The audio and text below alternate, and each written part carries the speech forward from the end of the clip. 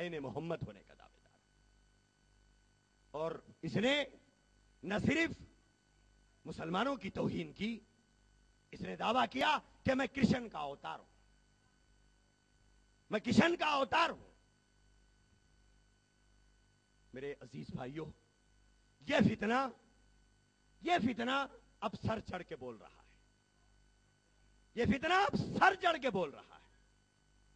اگر ہم اس سلسلے میں سرد مہری کا مظاہرہ کریں گے، اس کو ایک جماعت سمجھ کے نظر انداز کریں گے، کل آقائے جہاں دو جہاں کا ہاتھ ہوگا اور ہمارا دامن ہوگا. ہم بچ نہیں پائیں گے. کیوں؟ ایک آدمی نبی ہونے کا دعویٰ کرے. آپ کو پتا ہے رسول اللہ صلی اللہ علیہ وسلم کی حیات طیبہ میں جب مسلمہ کذاب نے نبی ہونے کا دعویٰ کیا تھا، آقائے دو جہاں کی رحلت فرمانے کے بعد صحابہ کرام نے سب سے پہلے اگر کسی سے مقابلہ کیا تو جھوٹے مدعی نبوت مسیلمہ کذاب سے مقابلہ کیا تھا. اور آپ کو پتا ہے کہ رسول اللہ صلی اللہ علیہ وسلم کی پوری حیات طیبہ میں جتنے معرکے ہوئے، جتنے غزوات ہوئے، ان تمام غزوات میں شہید ہونے والے صحابہ کرام کی تعداد بقول علامہ طاہر رزاق کے وہ 264 کی ہے. علامہ طاہر رزاق نے لکھا کہ کل صحابہ کرام جو حیات نبوی کے اندر شہید ہوئے ہیں غزوات میں، ان کی تعداد 264 کی ہے. رسول اللہ صلی اللہ علیہ وسلم کے دنیا سے رحلت کرنے کے بعد جو معرکے پیش آئے اس میں ہزاروں صحابہ کی شہادت ہوئی، لیکن حضور کی حیات طیبہ میں 264 صحابہ کرام کی شہادت ہوئی غزوات میں.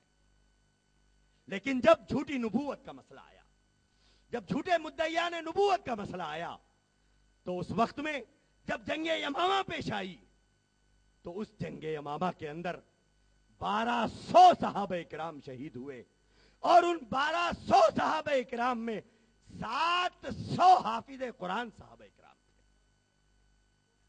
میرے عزیز دوستو، جب جھوٹی نبوت کا مسئلہ آیا تو 1200 صحابہ کرام نے اپنی جان کی قربانی دے کر آنے والی نسلوں کو یہ ثابت کر کے بتایا کہ جھوٹے نبوت کے دعوے دار کو نہ قبول کیا جائے گا نہ ہی برداشت کیا جائے گا.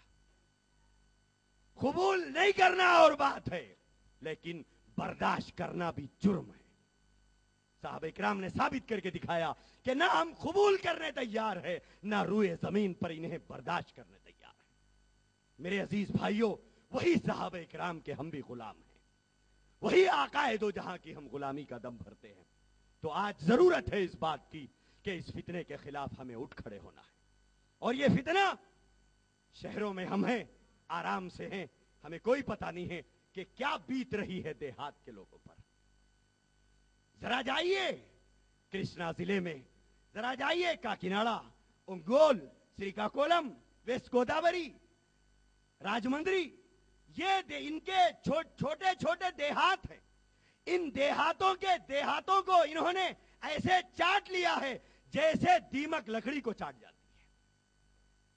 ان کی غربت، ان کی دین سے ناواقفیت اور ان کی جہالت کا فائدہ اٹھاتے ہوئے آج ہم شہروں میں ہیں، محلوں میں 10 مسجدوں کی اذانیں ہمیں سنے آتی ہے، اور ہمارے بچے مسجدوں کو جا رہے ہیں اور ہم مسجدوں کو پہنچ رہے ہیں، جلسے ہو رہے ہیں، جلوس نکل رہے ہیں. ہمارا مذہب، ہمارا دین محفوظ ہے. لیکن ان دیہاتوں کو جائیے جہاں مسلمان 200 سال سے آباد ہے، 300 سال سے آباد ہے، لیکن آج تک وہاں اذان کی آواز ان کے کانوں میں نہیں پڑتی. 200 سال سے آباد ہے لیکن مسجد نہیں ہے. 200 سال سے آباد ہے لیکن دیہات کا 70 سال کا مسلمان، 80 سال کی عورت کلمہ طیبہ تک نہیں پڑھ سکتی. ان کے بچوں نے کبھی قرآن نہیں دیکھا ہے، ان کے بچوں نے کبھی قرآن نہیں دیکھا ہے. آپ کو یقین نہیں آئے گا، لیکن اگر کوئی دیکھنا چاہے، میں ذمہ دار ہوں، میں بتانے تیار ہوں. میں ذمہ دار ہوں، میں بتانے کے لیے تیار ہوں. پوری ذمہ داری کے ساتھ یہ بات کہہ رہا ہوں کہ 70 سالہ مسلمان دیہاتوں کے اندر ایسے ہیں جو کلمہ طیبہ تک پڑھنا نہیں جانتے. یہ لوگ ایسے دیہات میں جاتے ہیں، ان کو جا کر یہ کہتے ہیں ارے مسلمانوں نے تمہیں چھوڑ دیا.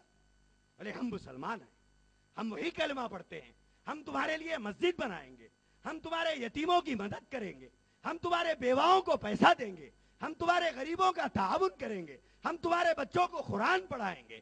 اس انداز سے یہ لوگ داخل ہوتے ہیں، یہ لوگ مسلمان کا نام لے کر داخل ہوتے ہیں، مسلمان اپنے آپ کو ثابت کر کے داخل ہوتے ہیں، اور جب رفتہ رفتہ کچھ پیسہ دے کر، کچھ مال دے کر، کچھ بیل بھینس دلا کر، کچھ زمین میں مدد کر کے، کچھ بیماروں کا تعاون کر کے، کچھ بچوں کی تعلیمی فیس پے کر کے، یہ لوگ جب گاؤں کے لوگوں کو اپنی طرف کر لیتے ہیں تو اس کے بعد یہ اپنے آپ کو ظاہر کرتے ہیں۔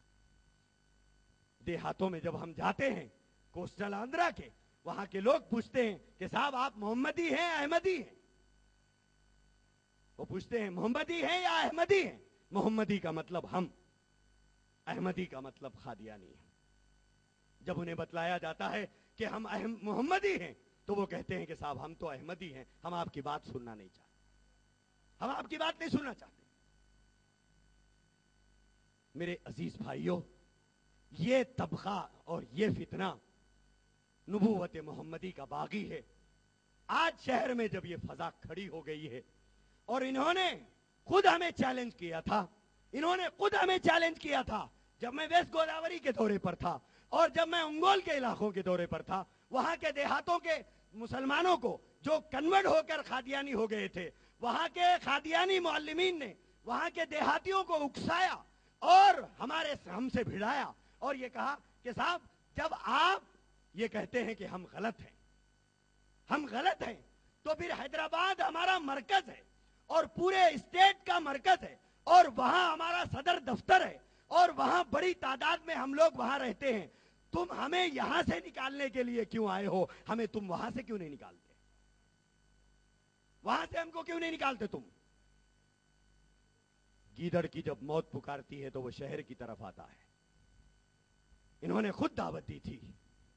میرے عزیز بھائیوں، اس کے بعد جو کچھ ہوا وہ سب آپ کے سامنے ہے، لیکن اب وقت ہے کہ گلی گلی، کوچا کوچا، ایک ایک مسلمان تک، ایک ایک دیہات تک، ایک ایک دیہات کے مسلمان تک ہمیں یہ فکر لے کے جانا ہے کہ ہم رسول اللہ کے غلام ہیں۔ نبوت کا دعویٰ رسول اللہ کے بات کرنے والا ہر دعوے دار جھوٹا ہے، ہر دعوے دار کذاب ہے۔ آقا کے بعد قیامت کا سورج طلوع ہونے تک کوئی نبی کا دعوے دار نہ دنیا میں برداشت کیا جائے گا، نہ کسی دعوے دار کو مانا جائے گا۔ آقا دو جہاں سرکار دو عالم صلی اللہ علیہ وسلم نے ارشاد فرمایا کہ میں آخری نبی ہوں اور تم آخری امت ہو، میرے بعد کوئی نبی نہیں، تمہارے بعد کوئی امت نہیں۔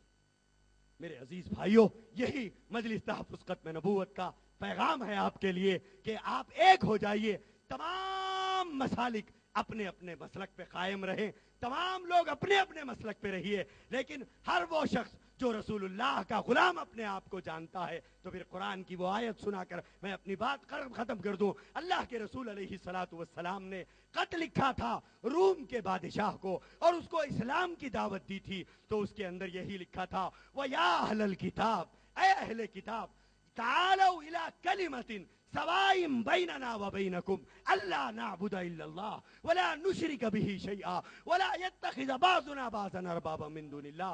اللہ کے رسول نے جو خط لکھا وہ تفصیلی ہے، اس کے اندر صرف یہی لکھا اے اہل کتاب تعالوا، آ جاؤ، الى کلمۃ، ایک ایسی بات کی طرف، سواء بیننا وبینکم، جو تمہارے اور ہمارے درمیان میں متفق علیہ، جس کو تم بھی مانتے ہو، جس کو ہم بھی مانتے ہیں۔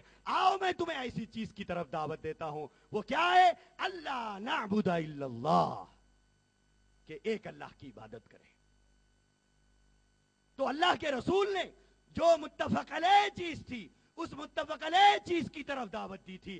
آج میں بھی آپ سب کو دعوت دیتا ہوں، ختم نبوت کا کام، ختم نبوت کا تحفظ، تاج ختم نبوت کی نگرانی، تاج ختم نبوت کی چوکیداری، آقا دو جہاں کی شان خاتمیت کی حفاظت ہر امتی کا فرض ہے، آقا کے ہر غلام کا فرض ہے، چاہے وہ کسی جماعت سے تعلق رکھے، چاہے وہ کسی مسلک سے تعلق رکھے، آقا کو مانتا ہے تو تاج ختم نبوت کی حفاظت اس کی ایمانی اخلاقی ذمہ داری ہے۔ اللہ ہم سب کو توفیق عطا فرمائے۔ وآخر دعوانا الحمدللہ۔